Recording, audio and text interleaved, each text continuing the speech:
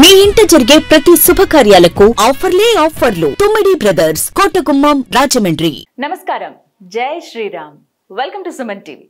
కోట్లాది మంది భారతీయుల కళ నెరవేరబోతోంది. మనందరం ఎప్పుడెప్పుడు అని ఎదురు చూస్తున్న ఆ శుభతరుణం రానే వచ్చింది. అదే జనవరి 22వ తారీఖున ఆ శ్రీరామచంద్రుడు అయోధ్య మందిరంలో కొలువు తీరబోతున్నాడు. బాలరాముడు అంటే రామ్ లల్లాగా మనకి దర్శనం ఇవ్వబోతున్నాడు.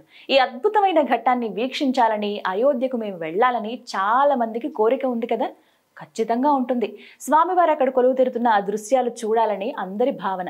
కానీ కొన్ని భద్రతా కారణాల దృష్ట్యా 22వ తారీఖున కాకుండా ఆ తర్వాతి రోజు నుంచి సాధారణ భక్తులకు అనుమతిస్తోంది ఆలయ ట్రస్ట్. దీనికి కూడా కొన్ని కారణాలున్నాయి. ఏంటంటే విఐపీలు రావటం కావచ్చు, కొన్ని ఇన్ఫర్మేషన్లు రావటం, కానీ వీటి వల్ల హోల్డ్ చేస్తూ ఉన్నారు. ఒక్కసారిగా అంతమంది భక్తులు వస్తే అందరికీ ఇబ్బంది కలుగుతుంది. ఎప్పుడైనా మనం ఆలయానికి వెళ్ళినప్పుడు మూలమూర్తి ఎవరైతే ఉంటారో వారిని మన కనులారా దర్శించుకుని మన మనసులో ఆ రూపాన్ని నింపుకుని వస్తాం. ఇలా రద్దీగా ఉన్న టైంలో వెళ్తే మనం చూడలేని స్థితిలో ఉంటాం. ఆ కాసేపైన ఆ స్వామివారి సన్నిధిలో గడపలేని పరిస్థితి వస్తుంది. కాబట్టి ప్రశాంతంగా స్వామివారిని మీరు దర్శించుకోవాలనుకుంటే కనుక ఆ తర్వాతి రోజు నుంచి సాధారణ భక్తులకు అనుమతిస్తున్నాం, అప్పుడు రండి అని చెప్పి ఆలయ ట్రస్ట్ కూడా మనకి ఒక మెసేజ్ ఇవ్వడం జరిగింది. ఇందులో భాగంగా చాలా మంది ప్లాన్స్ చేస్తూ ఉన్నారు. అయోధ్యకి మేము కూడా వెళ్ళాలి, స్వయంగా అయోధ్యలో ఆ బాలరాముడిని మేము కూడా దర్శించుకోవాలని చాలా మంది కోరికతో ఉన్నారు. అయితే ఎలా వెళ్ళాలి అనేది చాలా మందికి ఒక డౌట్ అండి. ఇందుకే అయోధ్య అసలు ఎక్కడుంది? ఉత్తరప్రదేశ్ అని తెలుసు, అక్కడి నుంచి ఎంత దూరం ఉంటుంది? లక్నో నుంచి వెళ్ళొచ్చు అంటారు. ఇలా రకరకాల మార్గాలు ఉన్నాయి. రోడ్డు మార్గంలో వెళ్ళేవాళ్ళు, ఫ్లైట్లో వెళ్ళేవాళ్ళు, అలాగే ట్రైన్ మార్గం, ఇలా ఈ రూట్స్లో వెళ్ళే వాళ్ళకి ఒక క్లారిటీ ఈ వీడియోలో నేను మీకు ఇవ్వబోతున్నాను. ఇంతకీ అయోధ్య ఎలా వెళ్ళాలి, ఎక్కడి నుంచి వెళ్ళాలి, మరీ ముఖ్యంగా మన తెలుగు రాష్ట్రాల నుంచి ప్రయాణం ఎలా ఉంటుంది, ఏ విధంగా వెళ్ళాలి, ఇవన్నీ ఇప్పుడు చూద్దాం. ముందుగా హైదరాబాద్ నుంచి చూసుకుంటే కనుక హైదరాబాద్ నుంచి అయోధ్య ఉత్తరప్రదేశ్ వెళ్ళే మార్గం ఇది. రోడ్ మ్యాప్ నేను మీకు చూపిస్తున్నాను. ఒకసారి ఇక్కడ చూడండి. జస్ట్ తెలంగాణ హైదరాబాద్ నుంచి ఉండే చాలా మంది ఇందాక చెప్పినట్టుగా ఎవరికి వాళ్ళకి కోరిక ఉంటుంది, మనం డైరెక్ట్గా వెళ్ళి స్వామివారిని చూడాలని చెప్పి. అంటే వివిధ ఏర్పాట్లు ఇక్కడ చేసినప్పటికీ ప్రధాని మోదీ గారు చెప్పారు, అక్కడ ప్రతిష్టాపన జరుగుతున్నప్పుడు మీ ఇళ్లలో మీరు ఒక దీపావళిని మీరు సెలబ్రేట్ చేసుకోండి, మీరు ఇంట్లో పూజ చేసుకోండి, ఏవైతే అక్షతలు ఇచ్చారో అవి మీరు పూజ చేసి మీ నెత్తి మీద చల్లుకోండి. ఇలా రకరకాలుగా ఇక్కడ జరిగేటువంటి, అంటే అందరూ రాలేరు కాబట్టి ఇక్కడ ఉండి కూడా మీరు చేసుకోండి, మీరు స్వయంగా స్వామివారిని దర్శించుకున్నట్టే భావించండి అని చెప్పి కూడా చెప్పారు. కానీ చాలా మంది కోరిక ఉంటుంది, మేము ఆ రోజునే వెళ్ళాలి, 22వ తారీఖున చూడాలి అనుకున్న వాళ్ళు అందరికీ ఇది ఇంకొకసారి ఎందుకు చెప్తున్నామంటే ఇబ్బంది పడకుండా ఉండాలని. ఇక అయోధ్యకు రోడ్డు మార్గం ద్వారా వెళ్దాం అనుకునే వాళ్ళు మనలో చాలా మంది అందరూ కార్లో వెళ్తూ ఉంటారు, మినీ ట్రావెల్స్ కావచ్చు, లేదంటే బస్సులో వెళ్ళే వాళ్ళు ఉంటారు కదా. వాళ్ళకి రూట్ ప్రధానంగా ఎలా ఉందంటే మొత్తంగా ఇక్కడి నుంచి అండి హైదరాబాద్ నుంచి చూసుకుంటే కనుక ఇక్కడ నుంచి 1318 కిలోమీటర్లు, 26 గంటల సమయం పడుతుంది. అంటే మనం ఎంత ఫాస్ట్గా వెళ్ళినా ఏమైనప్పటికీ అంత దూరం మనం ఇక్కడ చూడొచ్చు. 1318 కిలోమీటర్లు అయితే ఇక్కడిది మనం 26 గంటల సమయం పడుతుందని ఇక్కడ మనకి సూచిస్తుంది. ఒకసారి ఏ మార్గాల ద్వారా వెళ్ళొచ్చు అనేది కూడా మ్యాప్ క్లియర్గా మనం చూద్దాం ఇప్పుడు. హియర్ హైదరాబాద్ నుంచి నిజామాబాద్ మీదుగా, అలాగే ఆదిలాబాద్, సో అలా ఆదిలాబాద్ దాటుకుని జబల్పూర్, మెయిన్ ఏరియాస్ మాత్రమే నేను మీకు ఇక్కడ ఇండికేట్ చేస్తూ ఉన్నాను, చెప్పడం జరుగుతుంది. అలాగే ప్రయాగరాజ్ మీదుగా మనం ఆ నెక్స్ట్ అక్కడి నుంచి డైరెక్ట్ ఇంకా అయోధ్య. సో ఈ మధ్యలో కూడా కొన్ని టూరిస్ట్ ప్లేసెస్ ఉంటాయి. మేము డైరెక్ట్గా అయోధ్య కాదు ఇంకొన్ని ప్లేసెస్ కూడా చూద్దాం అనుకుంటున్నాము, కొన్ని పుణ్యక్షేత్రాలు మేము వీక్షిద్దాం అనుకునే వాళ్ళు, అలా ఒక్కొక్క ప్లేస్ చూసుకుంటూ వెళ్దాం అనుకున్న వాళ్ళకైతే ఇది ది బెస్ట్ రూట్ అండి. హ్యాపీగా వెళ్ళిపోవచ్చు. జబల్పూర్ నుంచి అలాగే ప్రయాగరాజ్ వరకు వెళ్తే ఇంకా అద్భుతమైనటువంటి ప్లేసెస్ ఉంటాయి అక్కడ, టూరిస్ట్ ప్లేసెస్, అవి కూడా చూసుకుంటూ వెళ్ళొచ్చు. లేదు మేము ఫస్ట్ అయోధ్య మీద కాన్సన్ట్రేషన్ మాకు, మేము ముందు స్వామివారిని దర్శించుకుని ఆ తర్వాత రిటర్న్లో మేము ఇలా మిగతావన్నీ చూద్దాం అనుకున్నా కూడా దట్స్ హ్యాపీ, చక్కగా వెళ్ళొచ్చు. సో ప్రయాగరాజ్ వరకు వెళ్తే 24 గంటల టైం పడుతుంది. అక్కడి నుంచి ఒక 2 అవర్స్లో మీరు ఖచ్చితంగా అయోధ్యకి చేరుకుంటారు. సో ఇలా రోడ్ మ్యాప్ ద్వారా వెళ్దాం అనుకునేవాళ్ళు, అంటే రోడ్డు ద్వారా వెళదాం అనుకునే వాళ్ళకి దగ్గర ఒక రోజైతే కంప్లీట్గా పడుతుందండి. దాన్ని బట్టి మీరు ప్లాన్ చేసుకోండి ఏ విధంగా వెళ్ళాలి, అంటే మనకు కన్వీనియంట్గా ఉంటుందా ఉండదా, మనకి బస్సులో వెళ్తే కన్వీనియంటా లేకపోతే కార్ మాట్లాడుకుని వెళ్ళాలా అనేది. అంతసేపు లాంగ్ జర్నీ అయితే ఖచ్చితంగా ఉంటుంది. సో ఇది మీకు చూపించింది రోడ్డు ద్వారా ఎలా వెళ్ళొచ్చు అయోధ్య అని. ఇప్పుడు ఇంకొక మార్గం చూద్దాం. సో ఇప్పటివరకు మీరు రోడ్ మ్యాప్ చూసారు. ఇప్పుడు ట్రైన్లో వెళదాం అనుకునేవాళ్ళు, కంఫర్ట్ జర్నీ కావాలి, 1318 కిలోమీటర్లు అంటున్నారు, మేము బస్సులో ప్రయాణించలేము, కార్స్ అనేవి మాకు అన్కంఫర్ట్గా ఉంటాయి, వెళ్ళలేము, పెద్ద వయసు వాళ్ళు కావచ్చు, పిల్లలు ఉన్నారనుకున్న వాళ్ళు హ్యాపీగా ట్రైన్ ప్రిఫర్ చేస్తూ ఉంటారు కదా. అలాంటి వాళ్ళకి ట్రైన్ రూట్స్ ఏవేవి ఉన్నాయి, అసలు ఏ ట్రైన్లు ఉన్నాయో కూడా చెప్తాను మీకు. చూడండి ఎక్కడి నుంచి ఎక్కడి దాకా వెళ్తాయి. యశ్వంత్పూర్ నుంచి గోరఖ్పూర్ ఎక్స్ప్రెస్ ఇది శుక్రవారం మాత్రమే అవైలబిలిటీ ఉందండి. ఇక్కడ చూడొచ్చు 10:50 మళ్ళీ సాయంత్రం అంటే 29 గంటలు పడుతుంది. దగ్గర 29 గంటల 35 నిమిషాల టైం పడుతుంది. ట్రైనే కాబట్టి కంఫర్ట్గా వెళ్ళొచ్చు అని భావిస్తారు. కాకపోతే ఇక్కడ మనకి ఫెసిలిటీ ఏంటంటే యశ్వంత్పూర్ అలాగే గోరఖ్పూర్ ఎక్స్ప్రెస్కి డైరెక్ట్గా అయోధ్యనే వెళుతుంది. సో అక్కడి నుంచి మనం ఆలయానికి వెళ్ళడానికి చాలా దగ్గర. ఆ రూట్స్ అన్నీ కూడా చాలా సర్వాంగ సుందరంగా సిద్ధం చేస్తూ ఉన్నారు.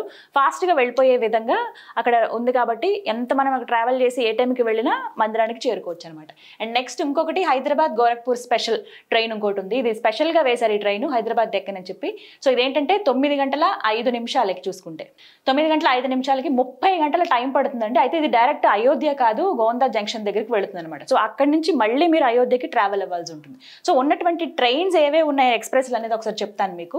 సో ఇక్కడ చూడొచ్చు మహబూబ్ నగర్ గోరఖ్పూర్ ఎక్స్ప్రెస్, అలాగే గోరఖ్పూర్ ఎక్స్ప్రెస్ ఇంకొకటి.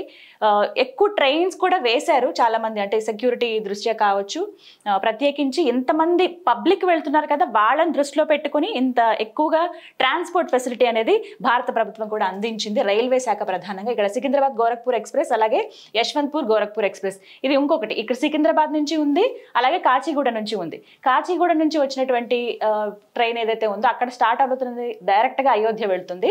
సికింద్రాబాద్ నుంచి మాత్రం గోందా జంక్షన్ వరకు మాత్రమే వెళ్తుంది. సో ఇదొక్కసారి ఇవన్నీ కూడా అవైలబిలిటీ చూపిస్తున్నాయి. ఇక్కడ మార్క్స్ కూడా ఉన్నాయి ఏ రోజులు అవైలబిలిటీ ఉన్నాయని చెప్పి. గురువారం రోజు వరకు కొన్ని అవైలబిలిటీ ఉన్నాయి, మిగతా రోజుల్లో తెలిసిందే కదా ముందే అందరూ రెడీ అయిపోయారు. ఎప్పుడైతే స్పెషల్ ట్రైన్స్ వేశారని చెప్పారో అప్పుడే మొత్తం అన్నీ కూడా బ్లాక్ అయిపోయాయి.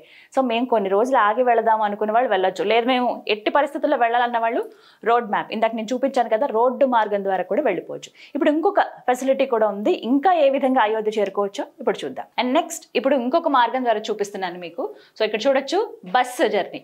బస్సులు అసలు చాలా వరకు తక్కువ ఉన్నాయని చెప్పాలి, తక్కువ కాదు, ఒక్కటే ఒక ట్రావెల్స్ నడిపిస్తున్నారు, శ్రీ రాజారాం ట్రావెల్స్ అని చెప్పి. ఈవినింగ్ మ్యాక్సిమం రాత్రి పూటే ఉంటుంది, ఎందుకంటే ఎంత కాదన్నా సరే 8 to 10 hours అయితే ఖచ్చితంగా పడుతుంది, 1300 కిలోమీటర్లు కాబట్టి. దాన్ని బట్టి టైమింగ్స్ అనేవి కూడా వాళ్ళు ఇవ్వడం జరిగింది. టికెట్ ఛార్జ్ ఏమో వీళ్ళు 4000 రూపాయలు ఛార్జ్ చేస్తూ ఉన్నారు. మనకేంటంటే ఇందులోనూ ఏసీ లేదు, నాన్ ఏసీ స్లీపరే. సో ఒక్కసారి మీరు కంఫర్ట్ ఉంటుందా లేదా అని క్రాస్ చెక్ చేసుకుని వెళ్తే బెటర్. ఎందుకనంటే 4000 రూపాయలు మనం వెళ్ళిపోవచ్చు, కొంచెం తక్కువ టైం. ట్రైన్తో పోలిస్తే బస్ ఆబ్వియస్లీ తక్కువే ఉంటుంది, మనం కొంచెం రిలాక్స్డ్గా వెళ్ళొచ్చు కార్ జర్నీ కన్నా. లేకపోతే ట్రైన్ అంటే మరీ రిలాక్స్డ్ కాబట్టి మీడియం రేంజ్లో మనం బస్సులు చేరుకోవచ్చు. ఓన్లీ రాజారాం ట్రావెల్స్ మాత్రమే ప్రస్తుతం అందుబాటులో ఉన్నాయి, డైరెక్ట్ ఇవి కూడా అయోధ్యకే వెళ్ళిపోతుంది కాబట్టి.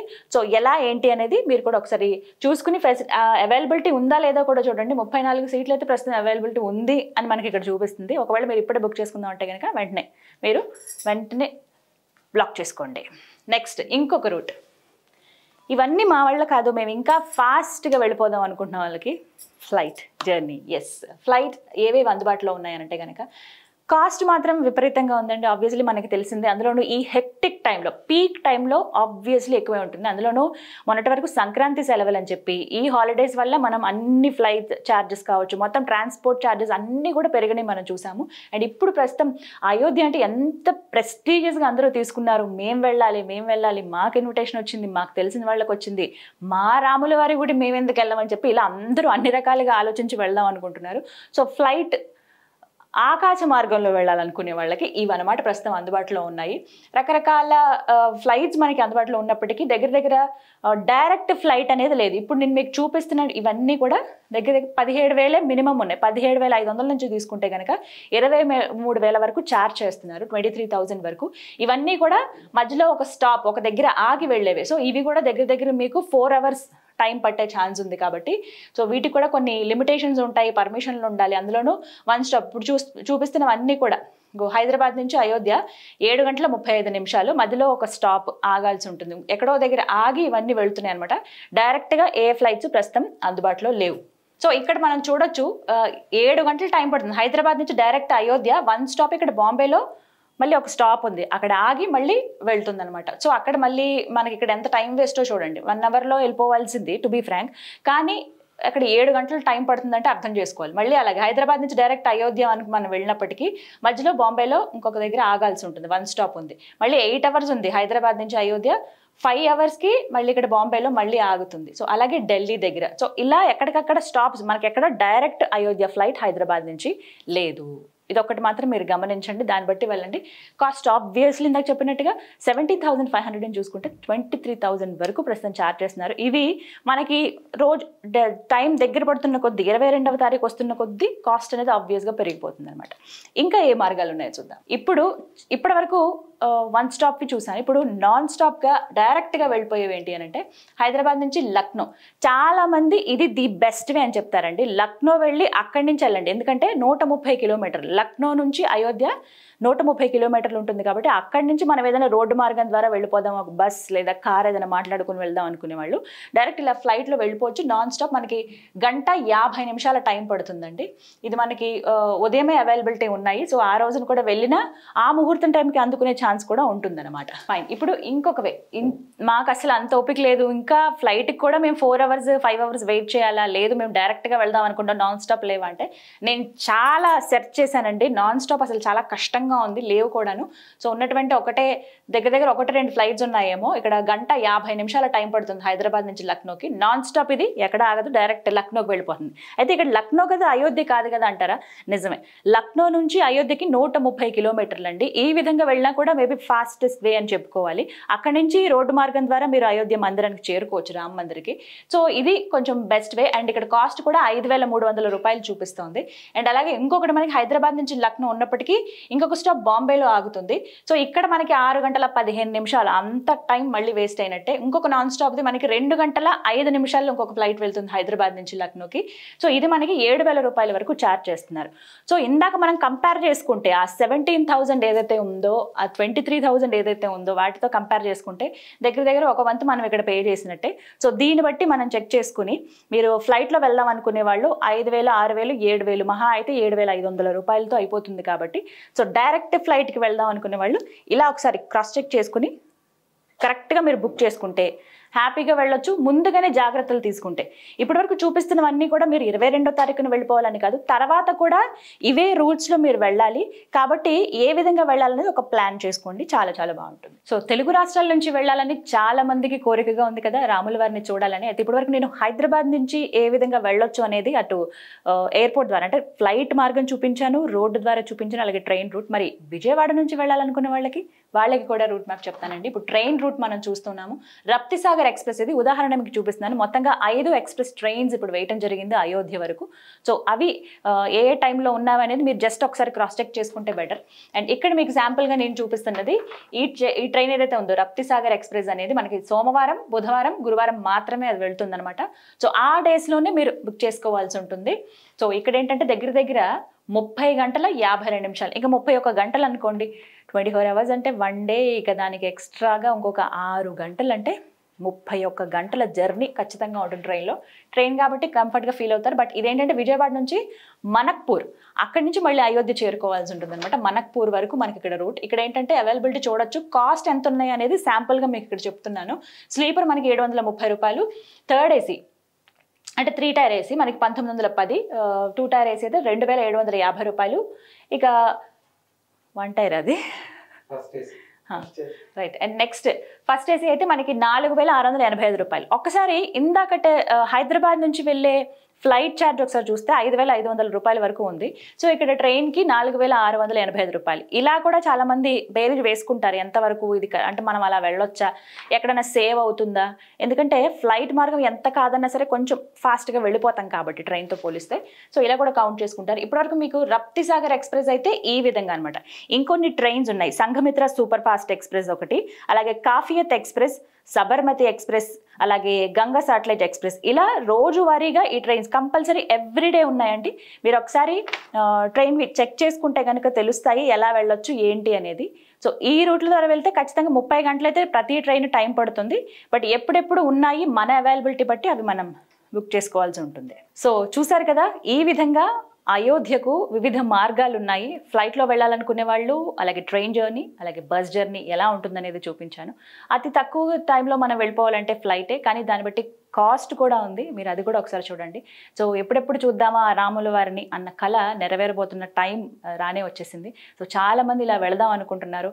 మేము ఆ రోజునే వెళ్దాం అనుకున్న వాళ్ళు 22nd ఎట్టి పరిస్థితుల్లో చూడాలి, ఆ రోజు వెయిట్ చేసి తర్వాత రోజు నుంచి సామాన్య భక్తులకు ఎవరికైతే అనుమతిస్తున్నారో 23rd నుంచి మేము స్వామివారిని చూద్దాం అనుకునే వాళ్ళు ఇప్పుడే మీరు ఫాస్ట్గా బుక్ చేసేసుకుని వెళ్ళిపోవచ్చు.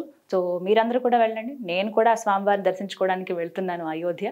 సో చాలా చాలా అపురూపమైన అమూల్యమైన ఘట్టం ఇది, అది ఎక్స్పీరియన్స్ చేయాల్సిందే ప్రతి ఒక్కరు. సో వెళ్ళి క్షేమంగా వెళ్ళి లాభంగా రండి. జై శ్రీరామ్.